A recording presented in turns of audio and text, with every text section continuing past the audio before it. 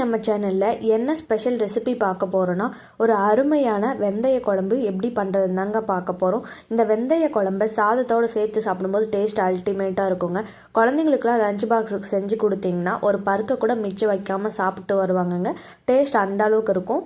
கண்டிப்பாக நீங்களும் வீட்டில் ட்ரை பண்ணி பாருங்கள். Hello friends, welcome to Suji's kitchen. இப்போ தான் நம்ம சேனலை ஃபஸ்ட் டைம் பார்க்குறீங்கன்னா சப்ஸ்கிரைப் பண்ணிக்கோங்க. வீடியோ பிடிச்சிருந்தால் லைக் பண்ணுங்கள். வாங்க வீடியோக்குள்ளே போகலாம். ஃபஸ்ட்டு இந்த ரெசிபியை பண்ணுறதுக்கு நம்ம ஃப்ரெஷ்ஷாக மசாலா வறுத்து அரைச்சிக்கலாங்க.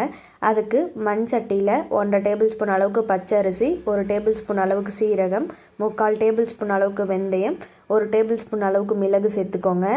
இது எல்லாத்தையும் சேர்த்ததும் ஸ்டவ்வை மீடியம் ஃப்ளேம்லேயே வச்சு நல்லா பொன்னிறமாக வறுத்து எடுத்துக்கோங்க.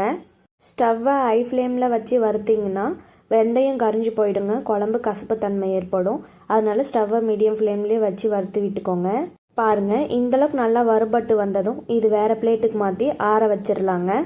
இது நல்லா ஆறி வரத்துக்குள்ளே நம்ம வெந்தய குழம்பு ரெடி பண்ணிடலாங்க. அதுக்கு மண் சட்டியில் தேவையான அளவுக்கு எண்ணெய் சேர்த்துக்கோங்க. எண்ணெய் நல்லா சூடாகி வந்ததும் ஒரு 1/4 டேபிள் ஸ்பூன் அளவுக்கு வெந்தயம் சேர்த்துக்கோங்க. கூடவே ஒரு கொத்து கருவேப்பிலையும் சேர்த்துக்கோங்க. கருவேப்பிலை எண்ணெயிலே நல்லா பொரிஞ்சு வந்ததும் 2 வரமிளகாவை சேர்த்துக்கோங்க. வரமிளகா ஆப்ஷனல் தான், வேணும்னா சேர்த்துக்கலாம், வேண்டான்னா விட்டுடலாம். வரமிளகாவை சேர்த்ததும் ஒரு 10லேருந்து 15 சின்ன வெங்காயத்தை இது போல் தோல் உரிச்சிட்டு சேர்த்துக்கோங்க. கூடவே ஒரு 5லேருந்து 6 பல் பூண்டை கட் பண்ணி சேர்த்துக்கோங்க. சேர்த்து வெங்காயம் நல்லா வதங்கி வர வரைக்கும் வதக்கி விட்டுக்கலாங்க. வெங்காயம் எண்ணெயிலே நல்லா வதங்கி வரத்துக்குள்ளே நம்ம ஆற வச்சிருக்கிற மசாலாவை பொடி பண்ணி எடுத்துக்கலாங்க. பாருங்கள், இந்தளவுக்கு நல்லா பொடியாக அரைப்பட்டு வந்தால் போதும். இதுதான் கரெக்டான கன்சிஸ்டன்சி.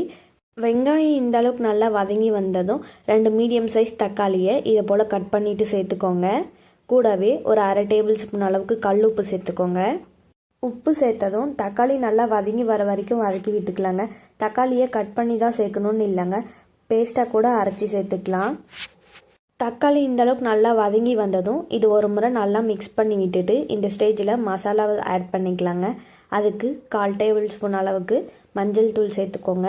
கூடவே வீட்டில் அரைச்ச மிளகாய் தூள் 1 டேபிள் ஸ்பூன் அளவுக்கு சேர்த்துக்கோங்க. 1 டேபிள் ஸ்பூன் அளவுக்கு மல்லித்தூள் சேர்த்துக்கோங்க. சேர்த்து மசாலா நல்லா பச்சை வாசம் போகிற வரைக்கும் வதக்கி விட்டுக்கலாங்க. வெந்தய குழம்ப ஒரு முறை வீட்டில் செஞ்சு கொடுத்தீங்கன்னா திரும்ப திரும்ப செய்ய சொல்லி கேட்டுகிட்டே இருப்பாங்கங்க. டேஸ்ட்டும் நல்லாயிருக்கும். வெந்தயத்தில் நிறைய பெனிஃபிட்ஸ் இருக்குங்க. அதனால் வாரத்துக்கு ஒரு முறை செஞ்சு கொடுங்க. மசாலா பச்சை வாசம் போகி இந்த அளவுக்கு நல்லா வதங்கி வந்ததும் இந்த ஸ்டேஜில் ஒரு மீடியம் சைஸ் எலுமிச்சம்பழ அளவுக்கு புளியை எடுத்து ஒரு 10 நிமிஷம் ஊற வச்சு கரைச்சி வடிகட்டி சேர்த்துக்கோங்க. புளி கரைச்சலை சேர்த்ததும் ஒரு முறை நல்லா மிக்ஸ் பண்ணி விட்டுட்டு ஒரு டம்ளர் அளவுக்கு தண்ணி சேர்த்துக்கலாங்க. தண்ணி சேர்த்து ஒரு முறை நல்லா மிக்ஸ் பண்ணி விட்டுக்கோங்க. இந்த ஸ்டேஜில் டேஸ்ட் பார்த்துட்டு உப்பு இல்லைன்னா உப்பு சேர்த்துக்கோங்க. தண்ணி சேர்த்து நல்லா மிக்ஸ் பண்ணி விட்டதும் ஒரு 10 நிமிஷம் ஹை ஃப்ளேம்லேயே வச்சு மூடி போட்டு குழம்ப கொதிக்க வச்சு எடுத்துக்கலாங்க. பாருங்கள், இந்த அளவுக்கு நல்லா கொதிச்சு வந்ததும் இந்த ஸ்டேஜில் நம்ம அரைச்சி வச்சுருக்கிற பொடியை இதில் சேர்த்துக்கலாங்க. அரைச்சி வச்சுருக்கிற பொடி எல்லாத்தையும் இதில் சேர்த்துக்கோங்க. அப்போ தான் டேஸ்ட் நல்லாயிருக்கும். பொடியை சேர்த்து ஒரு முறை நல்லா மிக்ஸ் பண்ணி விட்டுட்டு ஸ்டவ்வை லோ ஃப்ளேம்லேயே வச்சு நல்லா குழம்பு கொதிச்சு வர வரைக்கும் வெயிட் பண்ணிக்கலாங்க.